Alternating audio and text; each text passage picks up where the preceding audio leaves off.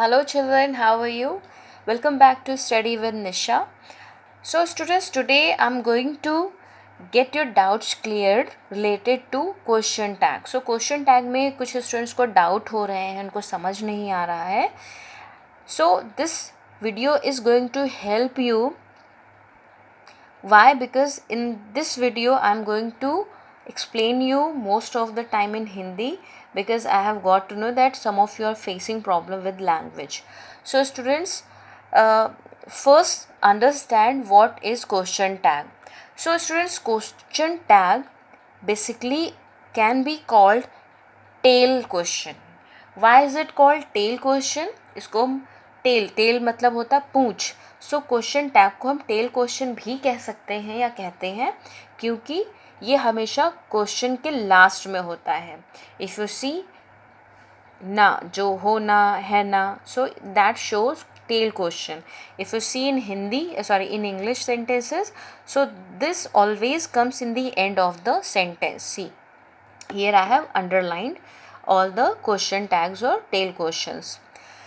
So question tag first तो हमें समझना होगा, it comes always in the end of the sentence.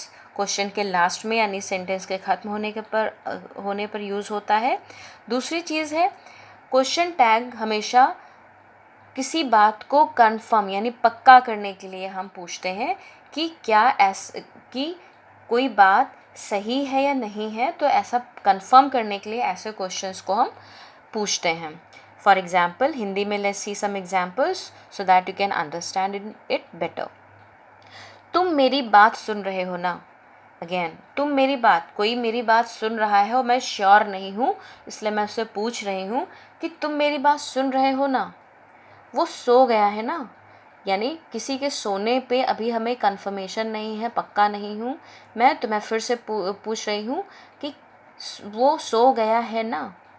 कुछ लोग लॉकडाउन नहीं फॉलो कर रहे हैं ना. अगेन, कुछ लोग फॉलो कर रहे हैं, कुछ लोग नहीं फॉलो कर रहे हैं. तो जो नहीं फॉलो कर रहे हैं उसको मैं कंफर्म कर रही हूँ है ना लगा करके सेंटेंस के लास्ट में यानी वाक्य के लास्ट में. पार्टी शुरू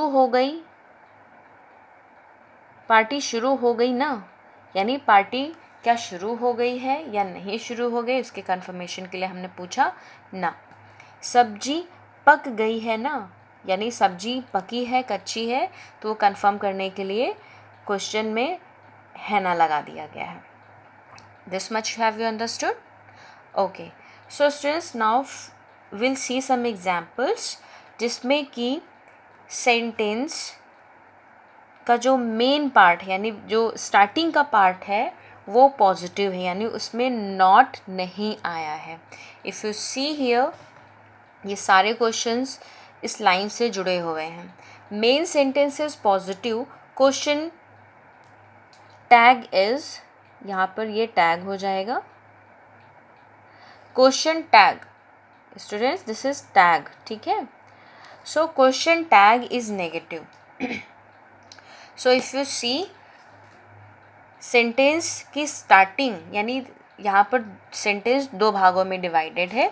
फर्स्ट सेंटेंस शुरू होता है, he is coming to the party. अब पार्टी के बाद एक कॉमा लगा होता है एंड उसके बाद जो पार्ट लिखा हुआ है, this part is question tag. ये जो है ये क्वेश्चन टैग है जो अंडरलाइन मैंने करके रखा हुआ है.